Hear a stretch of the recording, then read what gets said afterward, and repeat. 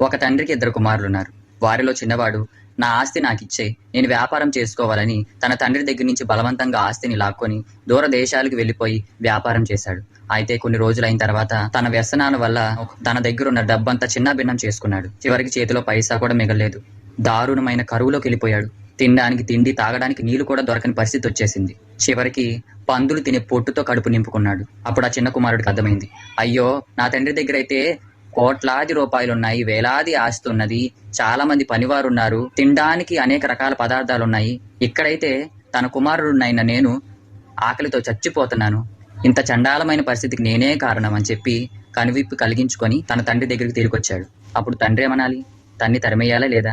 కానీ అలా చేయలేదు. తన కుమారుణ్ణి దూరం నుంచే చూసి పరిగెత్తుకొని వెళ్లి ఆనందంతో తన మెడ మీద పడి ముద్దు పెట్టుకొని కొత్త బట్టలు తొడిగించి, ఆహా, నా కుమారుడు నా దగ్గరికి తిరిగొచ్చాడని చెప్పి ఎంతో ఘనమైన విందు చేయించాడు. ఆ బిడ్డను మరలా తన కుమారునిగా స్వీకరించాడు. ఇప్పుడు తప్పిపోయిన ఆ కుమారుని వలె మనం కూడా త్రోవ విడిచి పాపములు తిరుగుతున్నాము. కానీ దేవుడు తన రక్తాన్ని వెలగా ఇచ్చి మనల్ని కొనుక్కున్నాడు.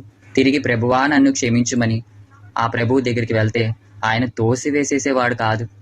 మన పాపాలని క్షమించి తండ్రి ఎలా కుమారుని కనికరించాడో అట్టి రీతిగా మనల్ని కూడా మన దేవుడు కనికరించి తన యొద్దకు చేర్చుకుంటాడు.